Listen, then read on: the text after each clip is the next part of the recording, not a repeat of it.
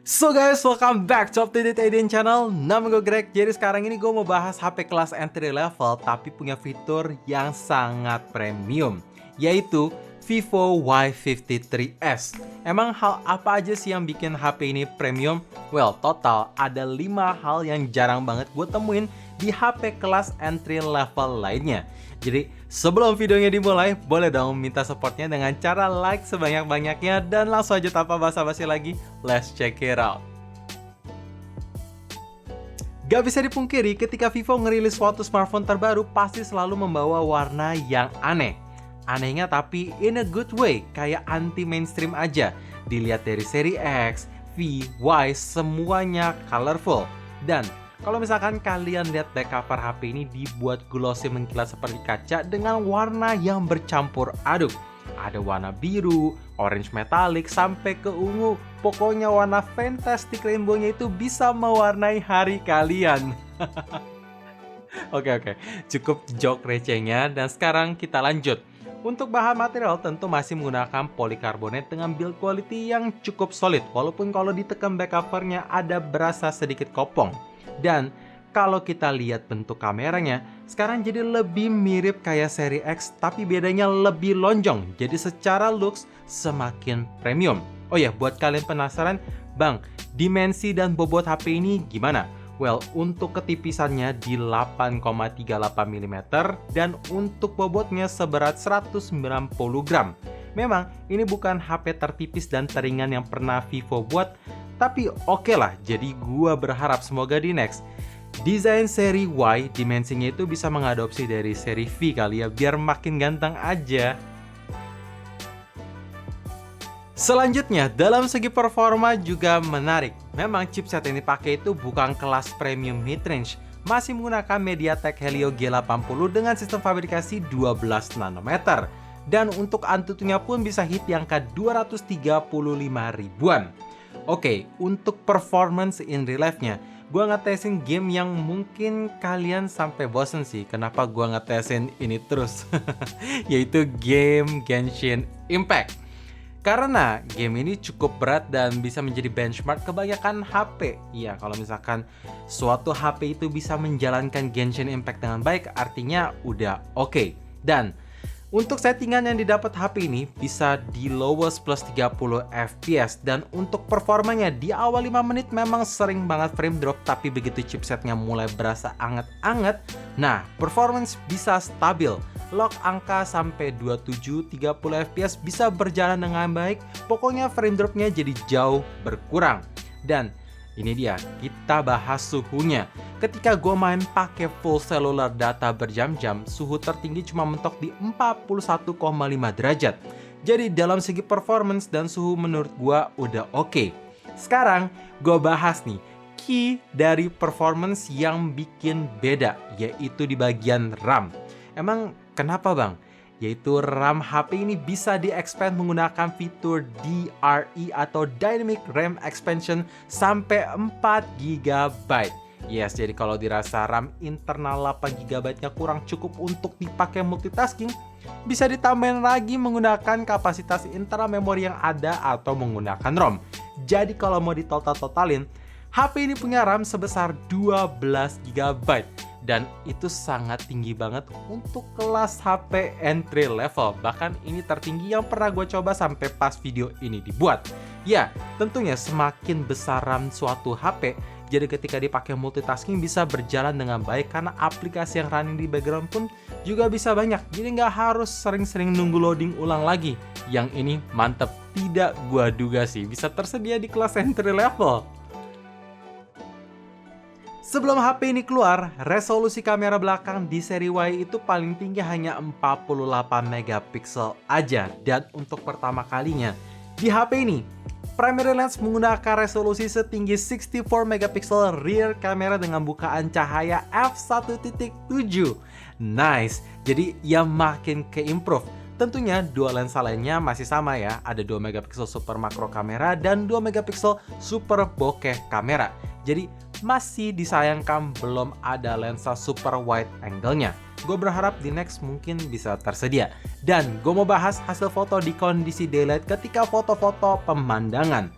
Dalam segi detail yang ditangkap memang tajam banget. Sampai kalau mau di zoom pun detailnya masih kelihatan bentuk objek walaupun ada berasa extra software sharpening. Shadow, highlight yang ditangkap menurut gua bagus. Hanya aja dalam warna masih kurang konsisten karena dynamic range-nya itu masih kurang angkat di beberapa kondisi. Jadi yang ini juga gue berharap semoga bisa diimprove seperti biasanya Vivo lewat software update mendatang biar hasil foto makin bagus secara keseluruhan aja. Dan ketika gue foto-foto di kondisi low light, detail yang ditangkap surprisingly tidak berkurang, masih sama tajamnya. Cahaya yang ditangkap pun bisa terang sehingga makin kelihatan ada objek di sana. Detail dari dynamic range-nya, shadow, semua yang ditangkap oke banget, pokoknya terlihat natural. Dan begitu gue pindahin ke fitur super night camera, memang perbedaannya itu nyaris minim. Tapi kalau mau diperhatikan, detailnya itu sedikit bisa ngangkat, noise yang berkurang jauh, dan highlightnya itu lebih ngangkat, sehingga hasil foto kondisi low light bisa hidup aja. Jadi saran gue memang nyalain fitur super night camera biar hasil foto ya tentu lebih hidup. Untuk pertama kalinya perekaman video di HP entry level Vivo diperhatikan. Yes, sekarang tersedia IIS atau lebih tepatnya fitur Ultra Stable Video bisa berjalan secara otomatis tanpa harus diapa-apain atau toggle on sesuatu. Jadi ketika kalian mau record pakai kamera belakang, ini makin stabil. Jitternya nggak gitu berasa dan detailnya pun dapat. Tapi kalau ditanya bang untuk perekaman video kamera depannya gimana? Well, sayang banget belum tersedia fitur IIS atau fitur Ultra Stable videonya. Jadi masih shaky. Jujur gue berharap semoga fitur Ultra Stable Video bisa di-include juga lewat next software update di kamera depan. Biar apa ya? Biar paket komplit aja. Depan belakang stabil jadi lebih enak untuk dipakai bikin konten. Dan untuk pertama kalinya lagi dalam segi charging juga dapat peningkatan yang mantap. 2 kali lebih ngebut. Ya setelah gua masukin kekurangan berkali-kali dan nge-request di setiap review HP Vivo Y series, akhirnya HP ini resmi punya fitur 33 watt flash charge 2.0. Bahkan brick chargernya pun sudah di-include di dalam box pembelian. Sehingga ketika gue coba nge-charge dari angka 4 sampai 100% fully charge, cuma makan waktu 1 jam 21 menit aja. Dan itu menurut gue masih ngebut. Peningkatan yang mantep untuk kelas entry level. Dan sekarang kita ngomongin soal kapasitas baterai. Ya, HP ini punya kapasitas sesuai tahun 2020-2021 lah ya, yaitu 5000 mAh. Tapi untuk screen on time yang didapat ini cukup mengejutkan karena melebihi ekspektasi gue. Ketika dipakai main Mobile Legends, Genshin Impact, scrolling IG Reels, nonton YouTube berjam-jam, semuanya menggunakan full cellular data di brightness set setengah lebih, masih bisa dapat screen on time 8 jam 36 menit dalam sekali ngecharge. Bayangin, itu bisa dipakai seharian penuh. Kalau misalkan kalian connect di koneksi WiFi, bisa lebih awet lagi. Jadi, dalam soal charging dan dalam soal kapasitas baterai, tidak ada komplain kecuali harapan gua. Semoga di next Y series, kapasitas baterai bisa di-upgrade 1000 mAh lebih gede lagi lah ya. Jadi 6000 mAh atau bahkan lebih baik, lebih gede maksudnya, lebih baik. Oh ya, untuk port charger sudah menggunakan Type-C. Oke, harus gue akui ini adalah langkah yang bagus dari Vivo dengan mendengarkan permintaan netizen dan akhirnya dibawa masuk juga ke Y series, yaitu dengan menghadirkan NFC multifunctions. Ya, sekarang ini kalau kalian mau ngecek saldo e-money tinggal tap aja di belakang HP. Dan kalau misalkan mau top up saldo juga bisa update-nya langsung dari HP tanpa harus ke gerai offline manapun. Tapi tentunya dengan catatan harus didukung dengan third party apps lainnya. Karena pada dasarnya kalian harus beli dulu saldonya, baru update di HP. Sesimpel itu. Dan masih bahas soal fitur, karena ini NFC ada kata multifunctions, jadi tentu ada kegunaan lain.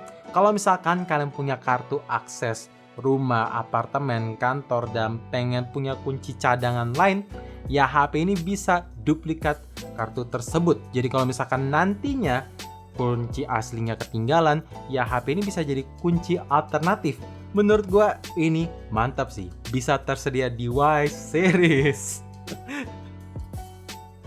So guys, itu dia video hands-on semi review versi channel Up To Date IDN. Ya, sampai pas video ini dibuat, HP entry level paling premium jatuh pada Vivo Y53s. Dan dengan semakin premiumnya HP ini, otomatis akan ngefek ke harganya yang semakin naik, yaitu seharga Rp3.699.000. Apakah HP ini sempurna? Jawabannya tentu tidak, karena tidak ada smartphone yang sempurna. Kalau ditanya apakah HP ini bagus? Yes, bagus.